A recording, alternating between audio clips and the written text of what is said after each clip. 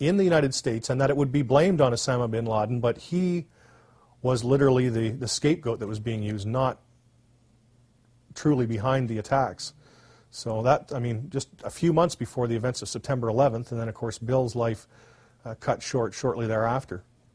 Supposedly, a CNN reporter found Osama bin Laden, took a television camera crew with him, went into Osama bin Laden's hideout, interviewed him and his top leadership, and he came out and told everybody, within 3 weeks, Osama bin Laden is going to attack the United States and Israel. Now, don't you think that's kind of strange, folks? You see, because the largest intelligence apparatus in the world, with the biggest budget in the history of the world, has been looking for Osama bin Laden for years and years and years, and can't find him. Some doofus jerk-off reporter with a camera crew waltzes right into his hideout and interviews him. And I'm telling you, be prepared for a major attack. But it won't be Osama bin Laden. It will be those behind the New World Order. I wonder what Osama bin Laden's targets are supposed to be. And if they don't, if this doesn't materialize in the next 2 or 3 weeks, it will eventually materialize because they haven't succeeded in getting the guns out of the hands of the American people, nor have they succeeded in taking our freedoms away. And so I can tell you with a certainty, they must do something terrible in order to stop this backlash and regain the sympathy of the mass herds of sheeple out there.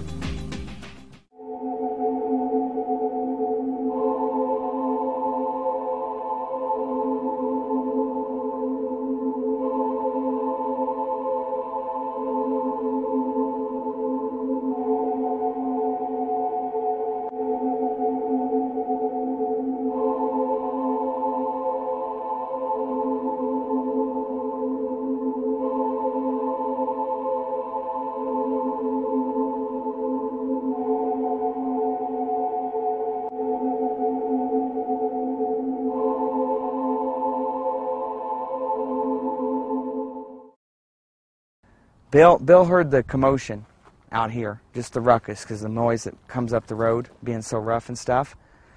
He assumed, I guess, that it was typical high school partiers, because they leave their trash and stuff out, and the local property owners all around us had come to us and asked us to run them off, because they were destroying gates and fences. He came out, got in his truck. His truck was always parked right out in front of the house there, right past the driveway. He would park just in front of the lawn, always normally face that direction. And he whipped around the cul-de-sac, I would have to assume, because that's what always took place. And he then proceeded down this cul-de-sac here, which is Clearview Circle Drive. He's 96 Clearview Circle Drive. That's on the county register. He came down here, and then at that point, he came down to go to this other end of the street, which is right down there. You can see the sign and the gate. Okay, that's where they parked, and that was real common for the high school children and people making noise and throwing trash around and stuff to do. They would park down there. That particular owner owns the rest of the 40 acres down there, and he was particularly perturbed because they would vandalize his fences and cattle troughs.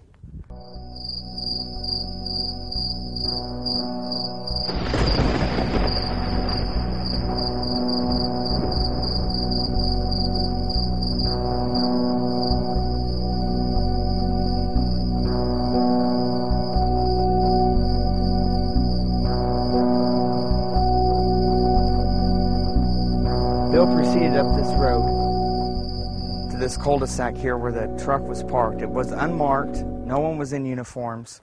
They did not identify themselves. That was it. They had said that in their briefings the very next day.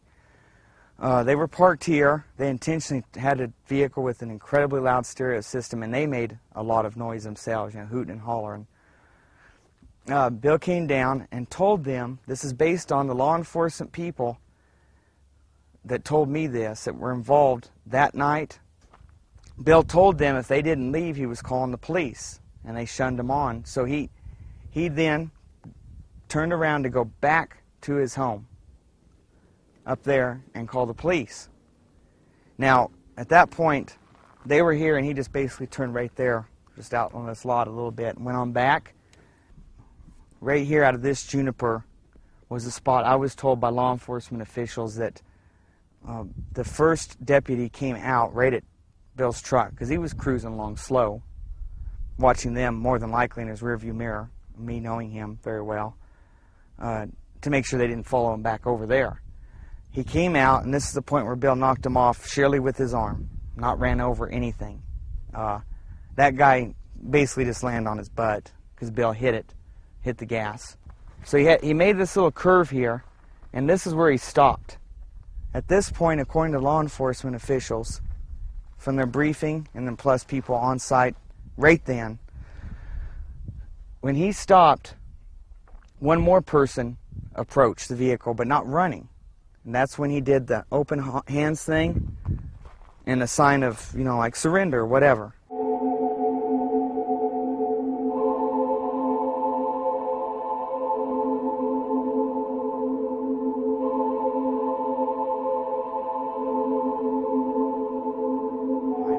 Here's where he hit up on the bank, just trying to avoid the vehicle that then came shooting up here, full bore, full speed, came ripping up the hill.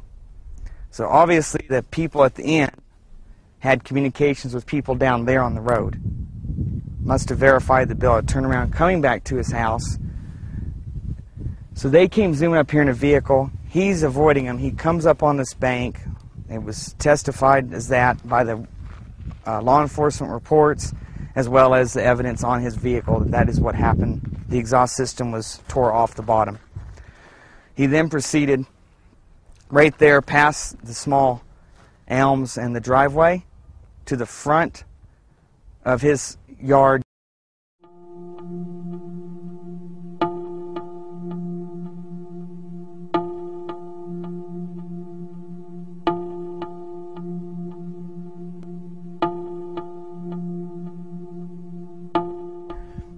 I was told by the law enforcement officials that were on site and ones that had to come up afterwards and get a briefing so they knew what went on roughly, because public was obviously going to be coming to try to come up here, and news crews and all whatnot. They had put out that Bill is not to be let back in that house alive. It was premeditated. It was put out, Bill will not be allowed back in alive.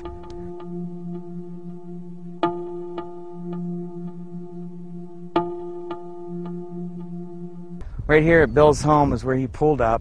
His front of this vehicle would be towards me. The other vehicle was parked with the front towards the other end of the street. Bill ran around the back of his vehicle, which would be towards the driveway. He then proceeded across his yard. This is when the shooting began, according to their reports. The vehicle that was parked here besides his truck, which was pointed that way, he had bought for Jessica, his daughter, and then she didn't want it, so it was just sitting here. Sheriff Goldsmith ran around the back of it, which would be towards me, and got on this street side to use the vehicle as protection. At that point, Bill is approximately halfway in the yard and still running with his back towards him. They claim at that point he began shooting, which was with his right arm just thrown backward, haphazardly pulling the trigger of a .38 snub-nose Smith & Wesson. From where we're standing would be essentially the angle that Goldsmith would have been standing, but closer. Marina's would have been by the 58 Chevy, which would be equivalent to that truck, but up all the way to the wall. Next to that end post of the front porch. Bill was supposedly shooting backwards like this, which would be back towards the street in reality, that direction. When he hit Marina's, that angle does not work at all. Plus,